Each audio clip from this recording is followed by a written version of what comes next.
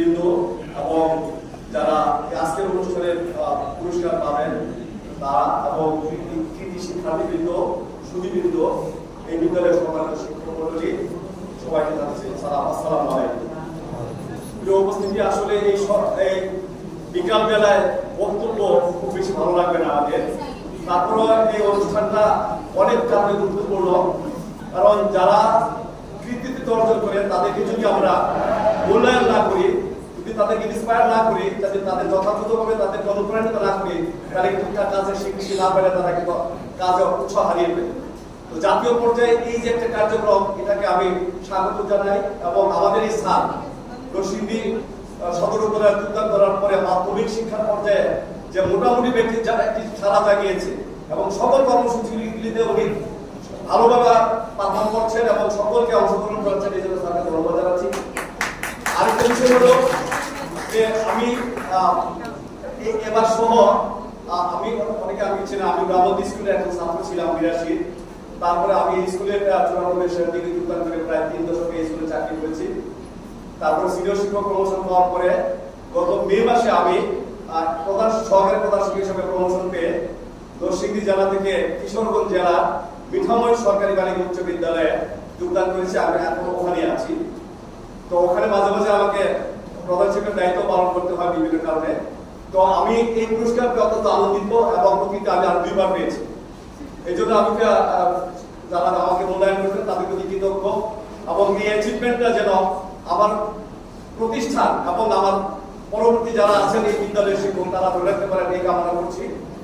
আরেকটা বিষয় হলো যে এই প্রতিযোগিতা বিভিন্ন প্রতিষ্ঠান থেকে আমার মনে হয় স্বতঃস্ফূর্তভাবে সকল প্রতিষ্ঠান প্রধানরা যথেষ্ট ভাবে শিক্ষার্থীদেরকে করে যত স্কুল পর্যায়ে তাদেরকে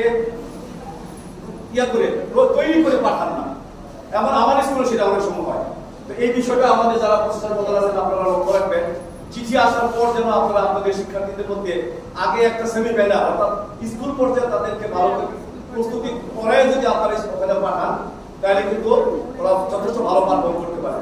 এবং এইটা একটা প্রতিযোগিতার স্পৃহাটা, এটা যদি জাতীয় পর্যায়ে যখন সে চলে যায়, এই শিক্ষার্থী কিন্তু দেশ জাতির জন্য একটা বড় অ্যাসেট হয়ে যায়। তো আমি আর বক্তব্য বাড়াচ্ছি না।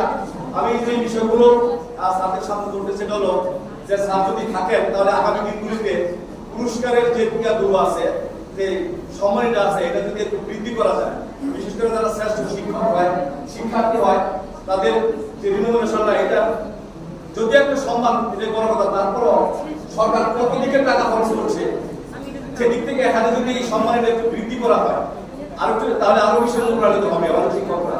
তো এই ব্যাপারে আমি একবার ডিজি থেকে শুনছিলাম যে এটা একটা প্রকল্প নেওয়া হয়েছে এবং সেখানে একটা শিক্ষককে জেলা পর্যায়ে 1 লক্ষ টাকা, উপজেলা পর্যায়ে 50,000 টাকা দেওয়ার একটা প্ল্যান মাধ্যমিক শিক্ষা পর্যায়ে ছিল। ওটা সম্ভবত আলোর মধ্যে এখানে। তো স্যাররাও বলবো এই বিষয়গুলি যেন স্মরণ রাখেন। আর আমাদের এই অনুষ্ঠানগুলো যেন আমাদের আজকে জাতীয় দৈনিকে বা স্থানীয় পত্রিকায় যেন একটু নিউজ করে দেওয়া হয়। আমার যে নিউজটা, এটা দৈনিক ইনকিলাবে, দৈনিক যুগান্তরে এবং দৈনিক নয়াদির মধ্যে এসেছে। আমি জেলা পর্যায়ে শ্রেষ্ঠ শিক্ষক হয়েছি এবং জেলা পর্যায়ে হয়েছি। এরপর আরো কিছু স্থানীয় দৈনিকগুলো নিয়ে এসে গেছে। এইটা যেন একটু কভার করা হয়, তাহলে আমার মনে হয় ভালো হবে। তো আর বেশি পারাচ্ছি না। সর্বশেষ 5ই আগস্টে যারা সাধারণ বরণ করেছেন তাদের রোহের পালন করছি, যারা আহত হয়েছে তারা প্রতি সমবেদনা জ্ঞাপন করছি এবং 5ই আগস্টের যে চেতনা আমরা ধারণ করব এবং এই অভ্যুত্থানের পরবর্তী যে কার্যক্রমে আমরা সকলে অংশগ্রহণ করবো। সকলকে ধন্যবাদ জানিয়ে আমার বক্তব্য এখানে শেষ করছি। আসসালামু আলাইকুম।